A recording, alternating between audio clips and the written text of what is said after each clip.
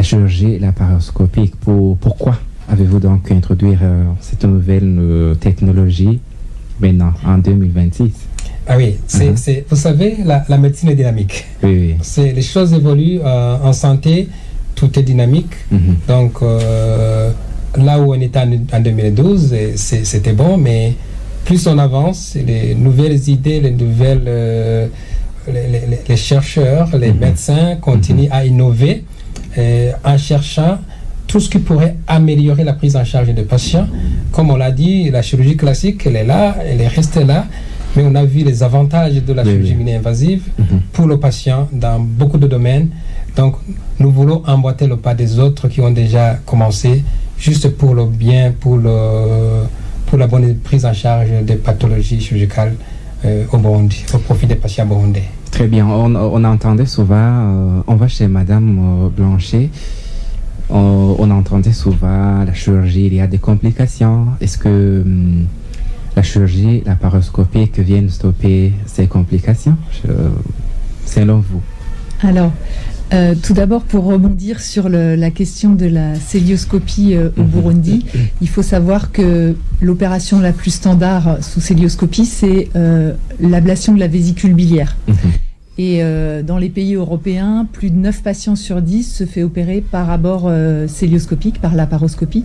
Et sur le continent africain, c'est moins d'un patient sur 4, sur 5. Donc il semble naturel que les Burundais puissent bénéficier de cette technique. Et puis ensuite, pour répondre à la question sur les complications après une chirurgie, elles existeront toujours, que ce soit en abord laparoscopique ou par abord classique, mais on sait, c'est prouvé par toutes les études, qu'il y a beaucoup moins de complications grâce à l'abord mini-invasif. Oui. Donc, si j'ai bien compris, la chirurgie laparoscopique ici au Burundi, c'est possible et ça va aussi porter beaucoup de fruits. Bien sûr. On voit déjà que grâce à cette collaboration qui débute, on va pouvoir... Notre objectif, c'est vraiment de continuer ce partenariat pour que les équipes locales puissent être autonomes sur cette nouvelle technique et puis à leur tour puissent transmettre cette technique aux plus jeunes générations de soignants, de chirurgiens. Oui. Monsieur le directeur de la CVN, j'ai vu que la campagne a commencé. Vous étiez avec les gens de l'UNCHUC. C'est l'hôpital Roi Khaled, les gens de Tanganyika Hospital. Est-ce que cette collaboration va continuer ou bien cette technique, c'est pour la clinique Vanoman seulement? Merci. Comme je l'ai dit au début, on a réuni plusieurs hôpitaux. Il y avait la clinique Vanoman, il y avait le CHUK, ou Roi Khaled.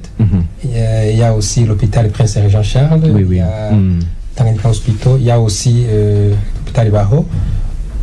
Nous avons un même objectif, qui est d'améliorer les conditions de prise en charge chirurgicale de nos patients.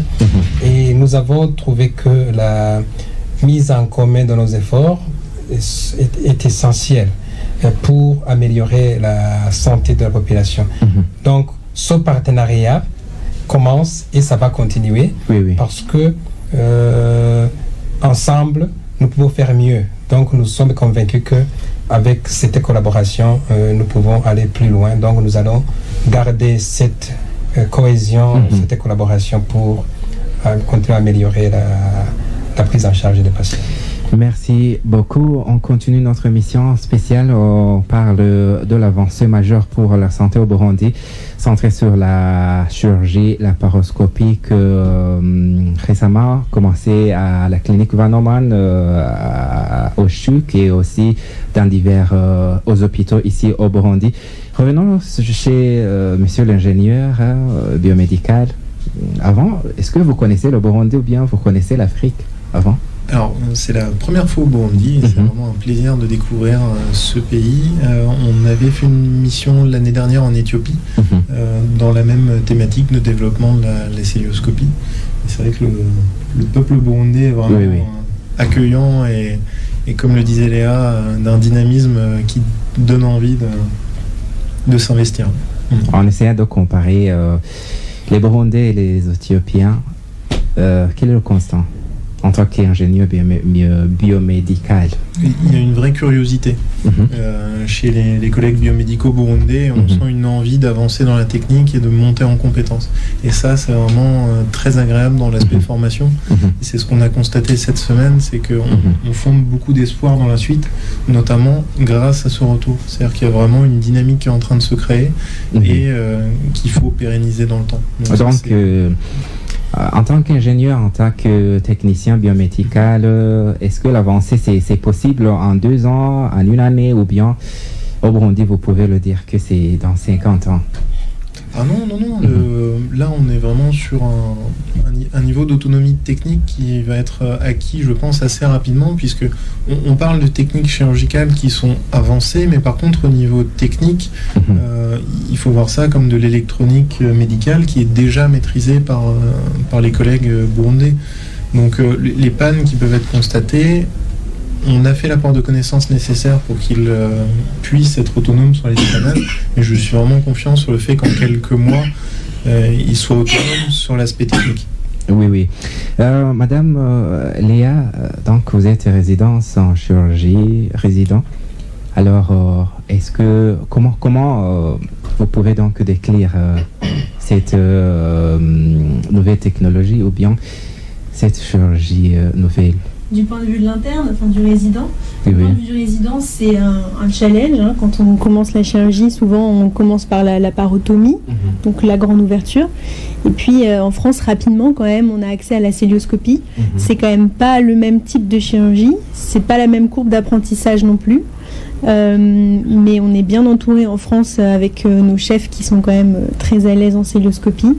Et rapidement, on devient autonome et on arrive à faire la chirurgie presque tout seul avec une infirmière de bloc. Donc c'est pour ça que mes collègues burundais qui vont venir apprendre en France, j'ai beaucoup d'espoir pour quand ils reviennent ici, ils soient presque autonomes, quoi. Alors, selon vous, quels sont les bénéfices donc pour celui qui va bénéficier de cette formation et pour les patients aussi? Pour celui qui va bénéficier de la formation, que ce soit au Burundi ou en France, c'est quand même plus agréable quand on est chirurgien de faire quelque chose de mini-invasif plutôt que de faire une grande cicatrice pour le patient, parce qu'on sait que derrière il va mieux récupérer, moins de douleur, il va retourner au travail plus tôt. Donc quand on est chirurgien, pouvoir faire de la célioscopie, c'est toujours quelque chose de bien. Oui. Mais par contre, comme le disait Dr Fulgence, c'est il y a des indications. On ne peut pas tout faire en célioscopie, et des fois on est obligé de faire la grande cicatrice malheureusement. Revenons à monsieur le directeur. La plupart des Burundais n'aiment pas les nouvelles, n'aiment pas les surprises, n'aiment pas vraiment quelque chose de nouvel. Est-ce que pour leurs inquiétudes, est-ce que ils peuvent garder espoir pour cette nouvelle technologie et la chirurgie, la paroscopie? Oui, comme vous le dites souvent, les gens, peut-être pas seulement les Burundais, c'est la plupart.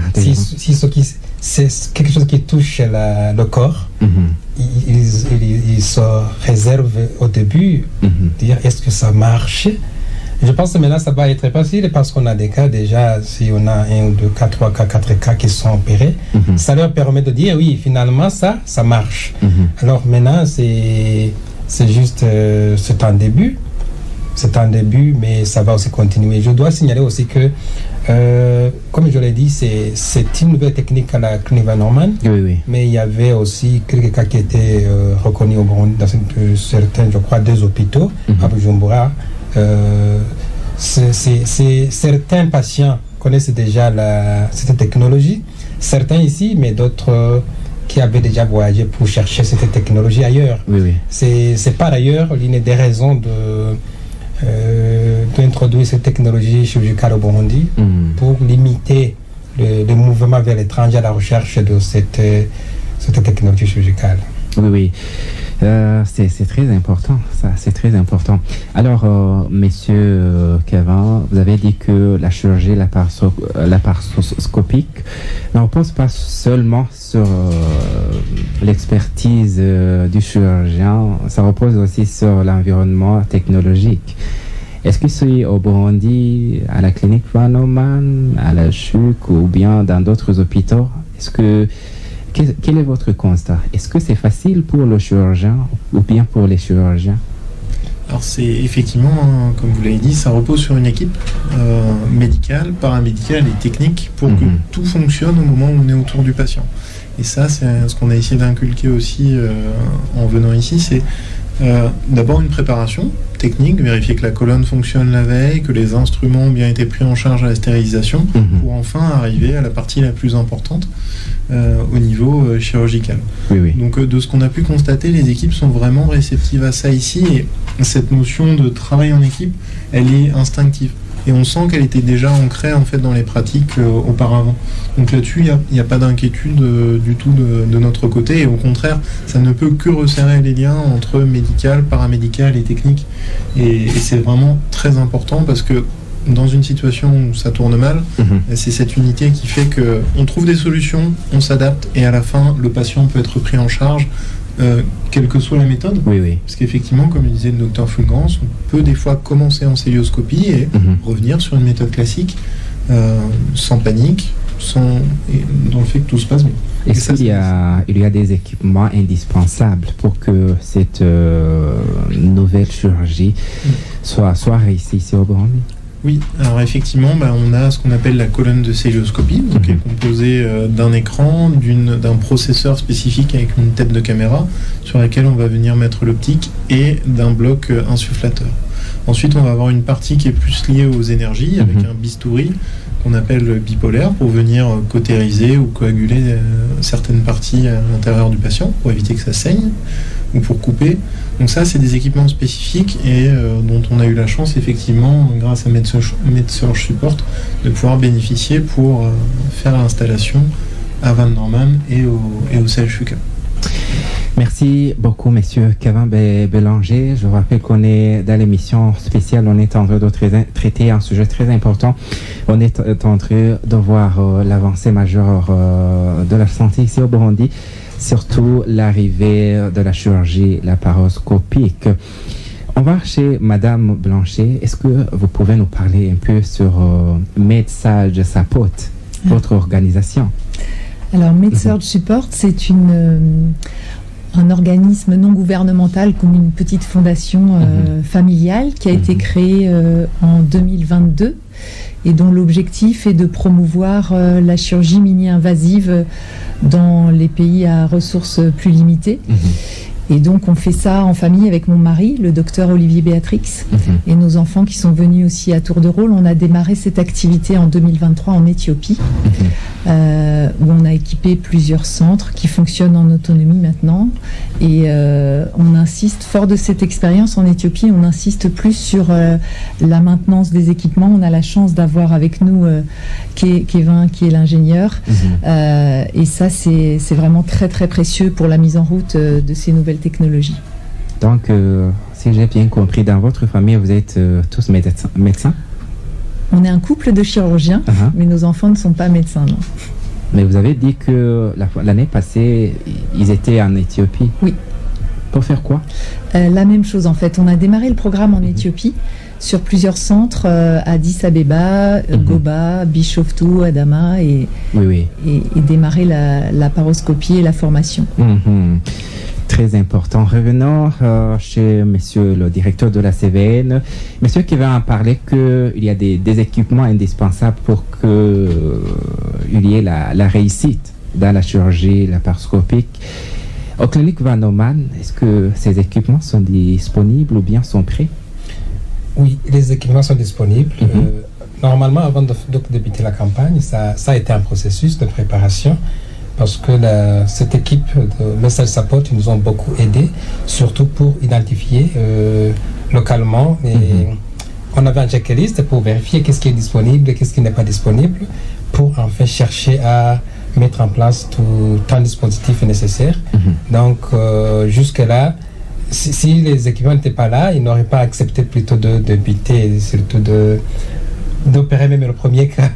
Donc, c'est que avec l'appui, on avait pu identifier ce qui est nécessaire. On a pu mettre en place tous ces équipements qui sont indispensables pour la bonne marche.